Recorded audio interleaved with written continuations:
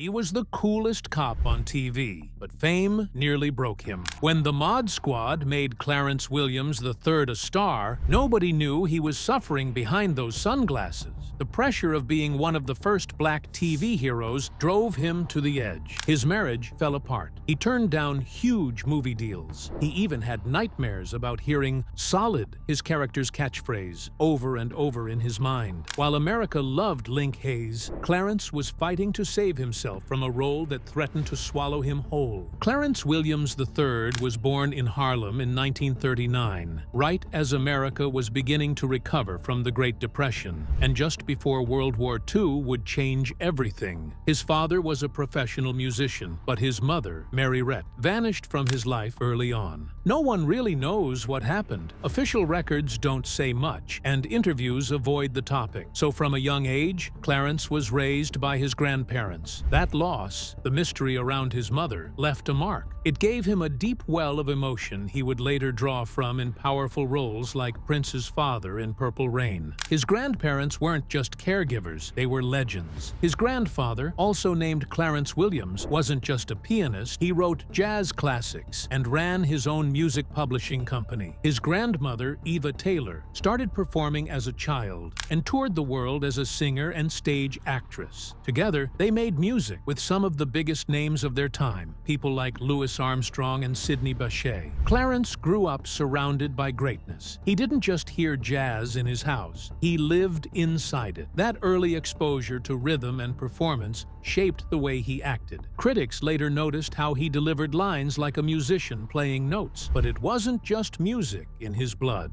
Clarence came from a mix of Creole and possibly Native American heritage. He had high cheekbones and a striking presence that made people curious about his background. His roots traced back to regions where African, French, Spanish, and indigenous cultures blended together. That blend gave him a unique look and an ability to disappear into all kinds of roles. Whether he was playing a haunted father or a Harlem crime boss, he had a kind of quiet power that came through the screen. Growing up in Harlem during the 1940s wasn't easy, especially for a black family. Money was tight and opportunities were limited. Clarence and his sister Sandra lived in a city buzzing with creativity, but burdened by racism. Their father was often away because of work, and after their parents split, Clarence ended up with his grandparents, while Sandra had a different path. Even so, they stayed close. Harlem at the time was alive with music, theater, and activism, and young Clarence soaked it all in. That world taught him to be tough, but also to appreciate beauty and expression. His start in acting was pure chance. One day in 1957, he walked into the Harlem YMCA and stumbled into a rehearsal for a play. Instead of being kicked out, someone handed him a script. He read a few lines, and that was it. Something clicked. He had presence, charisma. But just as he was starting to explore acting, he got drafted into the Army. He served in the 101st Airborne Division, one of the most intense units in the military. The training was brutal. He jumped out of planes, carried heavy gear, and lived by strict discipline. But that experience gave him something crucial: focus. That focus stayed with him forever. It was in his eyes, in the way he moved, in the way he waited before delivering a line, like a soldier trained to strike only when the moment was right. Before he even got to Broadway, he had a blink and you'll miss it appearance in a war film with Gregory Peck. But the real beginning of his career came after the military. In 1960, he stepped onto the New York stage in The Long Dream. It was a small role, but he was just getting started. Over the next few years, he built a solid reputation in the theater. He had a style that was quiet but magnetic. You couldn't take your eyes off him. He could express fear, anger, or love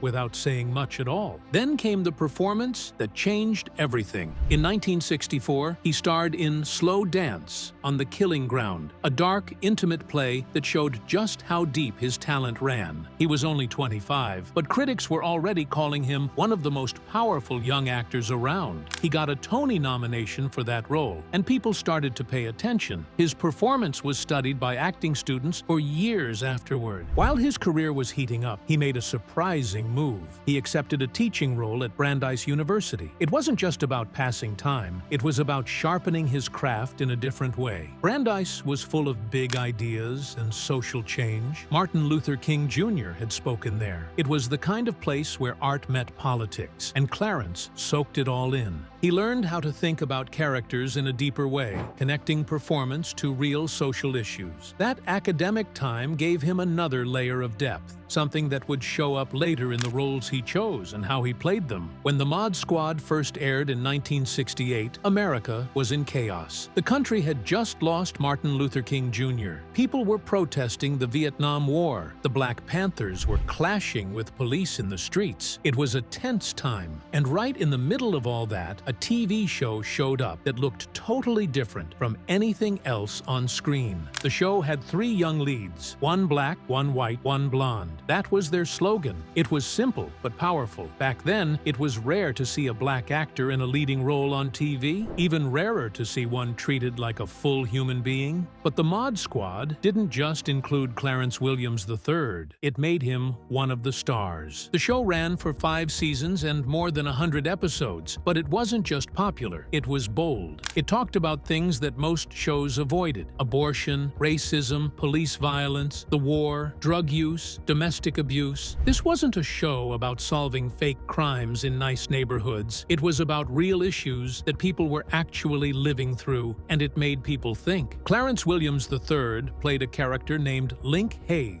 He had an afro, wore sunglasses, and moved like he owned every room he walked into. But he wasn't a criminal. He wasn't a sidekick. He was the hero. That changed everything. Before this, if a black man on TV wore an afro and sunglasses, he was usually the bad guy. But Linc wasn't bad. He was thoughtful, calm, tough, cool. Williams gave the role a kind of quiet strength that nobody had really seen before. He didn't just play the part. He set a new standard. He walked so that other actors like Richard Roundtree and Ron O'Neal could run. One moment showed how far the show was willing to go. There was a scene where Linc was supposed to give Julie Barnes, a white woman, a friendly kiss. Nothing romantic, just a quick, sweet moment. But the network got nervous. They didn't want people to freak out over an interracial kiss on TV. They asked the producer, Aaron Spelling, to cut it. He refused. The kiss stayed in. And you know what happened? Nothing. No backlash, no outrage, just one more wall quietly knocked down. The show's creator, Bud Ruskin, had worked with real-life undercover narcotics officers. That's where he got the idea. But it took almost 10 years to get it on the air. Nobody believed people would watch a show like that. They were wrong. People loved it. And because the characters didn't carry guns or arrest kids, they could go anywhere. High schools, hippie communes, acting classes, they could talk to people, listen, and understand. That made the stories feel real. The actors brought their own real stories, too. Michael Cole, who played Pete Cochran, had been living under freeways before he got the role. When he first met with the producer, he almost walked out. He thought it was just another cop show about busting young people like him. But when Spelling told him it was about compassion, not punishment, he stayed. The 3 leads, Cole, Williams, and Peggy Lipton, became close friends. They rehearsed together after hours, trying to make every scene better. Lipton brought a quiet strength to her role too. Off-screen, the cast joked around a lot. Even though the stories were serious, sometimes they filmed in rough neighborhoods. It wasn't easy, but it gave the show an edge that made it feel alive. Clarence Williams III kept acting long after the Mod Squad ended. He played Prince's troubled father in Purple Rain. He showed up in Twin Peaks, but to many people, he would always be Linc Hayes, the cool, calm, quietly fierce man who helped change what black masculinity looked like on American TV. When he passed away in 2021, people remembered him not just for his talent, but for what he represented. He was a symbol of change at a time when change felt impossible, and he did it all with style, strength, and something even more rare on TV back then: dignity. Meanwhile, Clarence Williams III and Gloria Foster weren't just a couple. They were 2 powerful talents who found each other through their work. They met in 1964 while filming The Cool World. At first, it was just professional, but over time, something deeper grew. By 1967, they were married. In a world that offered few chances for black actors, their union felt like a quiet act of defiance. defiance and strength. People in the industry saw them as a power couple, and it wasn't just talk. They worked together more than once. Foster even guest-starred on Clarence's hit show, The Mod Squad, playing a blind woman caught in a dangerous situation. Years later, she became widely known as the Oracle in The Matrix, her deep, warm voice leaving a lasting impression. Even after they divorced in 1984, they stayed close. When Foster passed away in 2001, it was Clarence who shared the news with the world. That kind of bond doesn't go away, even after love fades. Back in the late 60s, Clarence's world changed fast. One day, he was a stage actor. The next, he was a star. The Mod Squad made him famous almost overnight. As Linc Hayes, the cool guy with the afro and sunglasses, Clarence became an icon. The show stood out. It featured 3 young outsiders turned undercover cops. One black, one white, one blonde. People loved it. And for Clarence, it meant money, recognition, and pressure. He couldn't go anywhere without being seen as Linc. Everyone expected him to be that guy, on and off screen. But Clarence wanted more than fame. After the show ended in 1973, he turned down roles in trendy blaxploitation films. Instead, he returned to the stage, working alongside respected actors like Maggie Smith. He wasn't chasing the spotlight anymore. He was chasing substance. But fame hadn't come easy. Being one of the first black men to lead a TV series in the late 60s meant Clarence carried more than just lines and scripts.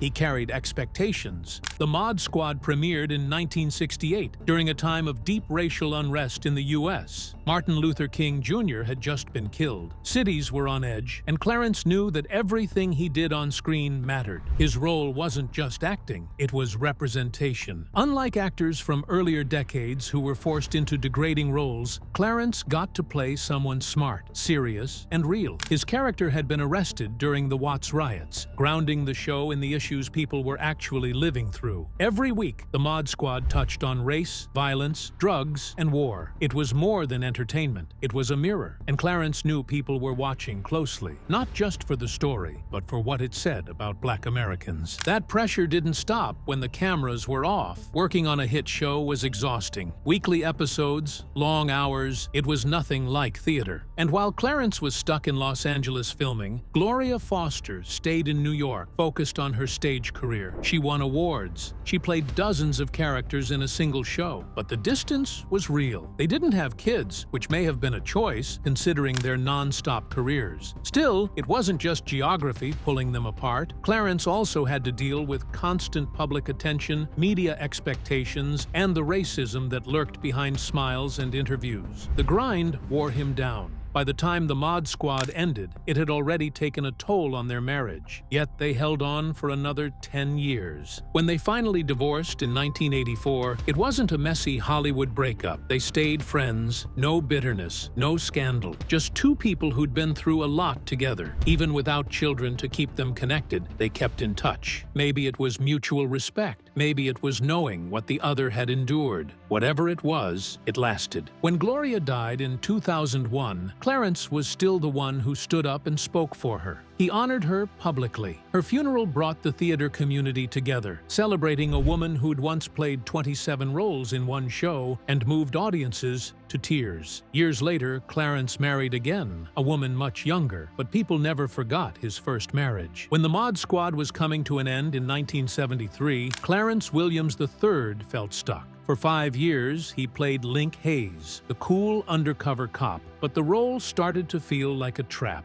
At first, the show broke new ground, and people loved it. But as time went on, Clarence began to feel like Hollywood only saw him as Linc, nothing more. The storylines felt the same. His character didn't grow. Even though critics praised his acting, he only got 1 Emmy nomination. That stung. He later said he'd been thinking about quitting since 1971. He stayed mostly out of loyalty to the show, to his co-stars. But it wasn't easy. Years later, he admitted he had nightmares about being stuck as Linc forever, hearing that one word, solid, echoing over and over in his mind. So when the show finally ended, Clarence shocked everyone. Instead of jumping into big movie roles, he walked away. Hollywood offered him serious money. One deal alone was worth $500,000. That was huge, especially for a black actor in the early 70s. But Clarence said no. He felt done with Linc. He didn't want to play another version of the same guy. So he went back to where it all started, the theater. He dove into a gritty off-Broadway show called The Poison Tree. The role was dark, layered, and nothing like Linc. Critics loved it, and Clarence took it seriously. He trained for months, working with Lee Strasberg at the Actors Studio. He gave everything to that performance. Over the next 5 years, while Hollywood kept calling, Clarence kept saying no. He toured with theater groups, took on complex roles, and rebuilt himself as an actor from the ground up. But that wasn't the only stand he took. Around this time, blaxploitation films were everywhere. They made money fast. They gave black actors lead roles, something rare back then, but the stories were full of stereotypes. Clarence wanted no part of it. He turned down another big offer, this time to star in Three the Hard Way, alongside his old Mod Squad co-star Peggy Lipton. It would have been a big paycheck, more fame, more buzz. Still, he said no. In a 1977 interview, he explained why. "I refuse to perpetuate harmful stereotypes or glorify violence for the sake of a paycheck." That choice cost him a lot. Roles, money, visibility, but he stuck to it. He chose roles with meaning. Years later, in 1979, he found what he was looking for: a serious role, a serious play, and a serious co-star. Dame Maggie Smith. The two of them took the Broadway stage in Tom Stoppard's political drama Night and Day. Clarence played President Majiba, the fictional leader of a former British colony in Africa.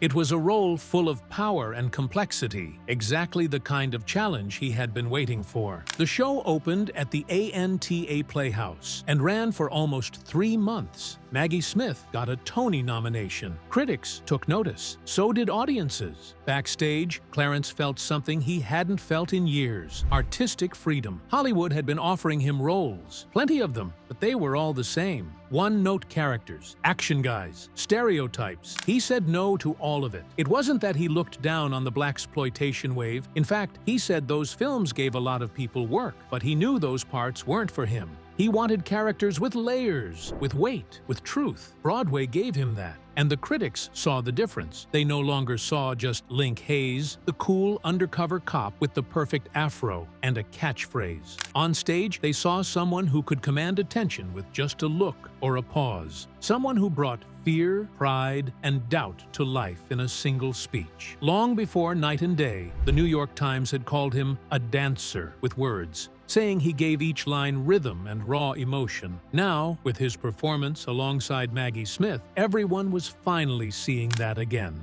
The shift wasn't just in the reviews, it was in how people saw him. Clarence had gone from TV icon to serious stage actor, and he did it on his own terms. No shortcuts, no gimmicks, just the work. That work would pay off in a big way. His time on stage sharpened his tools. It gave him emotional depth and discipline. So when he finally returned to film, he came back stronger than ever. In 1984, he played Prince's father in Purple Rain, a quiet, tortured man filled with rage and regret. It was a small role, but unforgettable. Clarence Williams III wasn't supposed to be the star of Purple Rain. That spotlight belonged to Prince. But when Williams showed up on screen as Prince's abusive father, something shifted. You couldn't look away. He played a man who had fallen hard, from the promise of music to the pit of failure. And that failure turned into rage. Clarence didn't just act it, he felt it. You could see it in his eyes, in the way he moved, in every word he spit out. He wasn't new to fame. Back in the late 60s and early 70s, he played Linc Hayes on the Mod Squad, a cool, sharp character who made him a household name. But after that, things went quiet. Years passed. Hollywood seemed to forget about him. Then, Purple Rain came along. The role of Francis L. wasn't glamorous. It wasn't a comeback moment wrapped in applause. It was dark, ugly, and full of pain. But Clarence took it and turned it into something unforgettable. His connection to the role ran deeper than most people realized. Music ran through his blood. His grandfather had been a famous jazz composer. His grandmother was a blues singer. Clarence grew up with that sound, that culture, that dream, so playing a man who had once chased music only to end up bitter and broken wasn't a stretch. It was personal. He understood what it meant to carry both ambition and regret. That's why the performance hit so hard. It was rooted in something real. But Clarence didn't make the character simple. He could have just been a villain, the angry dad, the drunk who hit his wife. Instead, he gave Francis layers. He showed a man who had nothing left, not even his own pride. Someone who was so powerless in the world, he took power where he could, inside his own house, with his fists. There's a moment when Francis asks the kid if he has a girlfriend, and for a second, everything drops. You're not watching two characters. You're watching a broken father and a confused son. That's the kind of detail Clarence brought, quiet, subtle, but unforgettable. The scenes weren't easy to shoot. Prince said working with Clarence was chaotic. The emotions were raw. Some days, it was hard to tell where the acting ended and the real pain began. Clarence didn't just go through the motions. He went deep. The director, Albert Magnoli, pushed him to find the reason behind the violence. Clarence delivered. He didn't shout just to shout. He showed the bruises beneath the surface, the kind you don't see, the kind that never heal. Around that time, he was struggling. Money was tight. At one point, he was even sleeping on Bill Cosby's couch. But talent like his doesn't stay hidden for long. Director John Frankenheimer noticed him and cast him in 52 Pickup in 1986. That started a run of steady work. He played Bobby Shy, a twisted villain so convincing that critics called him one of the best ever put on film. His performance was dark, intense, and unforgettable. You couldn't look away. He didn't overact. He just had a quiet menace that made your skin crawl. And somehow, in a movie filled with crime and chaos, it was Williams who stuck with you. He kept showing up in films that needed just a little extra bite. In Deep Cover, 1992, he went toe-to-toe with Lawrence Fishburne and still managed to stand out. But then came Tales from the Hood in 1995. And everything changed. Williams played Mr. Sims, the wild-eyed mortician who guided viewers through twisted stories of horror and revenge. His performance only lasted about 12 minutes, but those 12 minutes were a masterclass in how to own a film. He went from calm to crazed in seconds. He laughed, shouted, and stared down the camera with devilish joy. His now iconic line, "This ain't no funeral home. It ain't the Terror Dome, neither. Welcome to hell, motherfuckers," turned him into a legend in horror circles. You could argue the entire movie worked because of him. He also showed up in Twin Peaks for just 2 episodes, but even there, he made an impact. Playing an FBI internal affairs agent named Roger Hardy, Williams showed up in that strange little town and instantly brought a new kind of tension. He wasn't just there to question Agent Cooper, he was there to unsettle everyone. In one moment, Cooper starts talking about the wind and the trees, and Hardy just stares, confused and disturbed, before recommending a psychological evaluation. It was funny, awkward, and deeply weird. Everything Twin Peaks was known for. And tucked into the surreal scenes was a quiet reunion. Williams shared a scene with Peggy Lipton, his old co-star from the Mod Squad. She served him cherry pie, and for just a moment, it felt like 2 old friends meeting again after years apart. In Sugar Hill, he played a very different role. This time, he wasn't dangerous. He was broken. As the heroin-addicted father of Wesley Snipes' character, Williams delivered one of the rawest, most painful performances of his career. He didn't appear in many scenes, but when he did, he tore your heart out. He wasn't loud or dramatic. He was tired, worn down, hopeless. And in one of the film's darkest moments, his character is given a fatal overdose by his own son. That scene has been used in classrooms to show the true cost of addiction. Williams made you feel every ounce of loss, guilt, and sorrow. It wasn't just acting, it felt real. And just when you thought you had him figured out, he popped up in a children's cartoon. Between 2005 and 2007, he voiced Counselor Andom in Disney's American Dragon, Jake Long. It was a lighthearted, magical show about a teenage dragon in New York City, and Williams brought that same deep, commanding voice to the role of a wise elder. It was a totally different world from the gritty dramas he was known for, but he fit right in. The show even went through a complete visual makeover in its 2nd season, but Williams's voice stayed strong.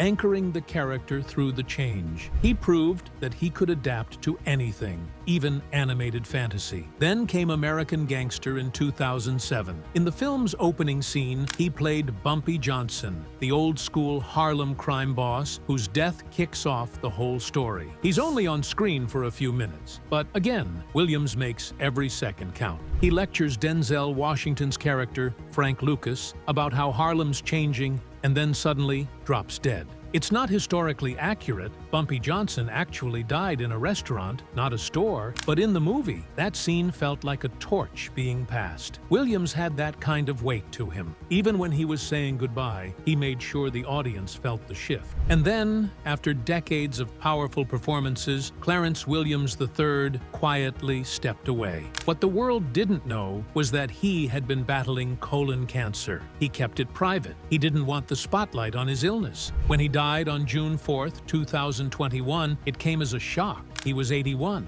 The news hit hard, not just because we lost a talented actor, but because we lost someone who had quietly shaped so many moments in film and TV. His death also reminded people of a harsh truth. Colon cancer hits the Black community especially hard. It had taken Chadwick Boseman just a year before. Now, it had taken Williams, too.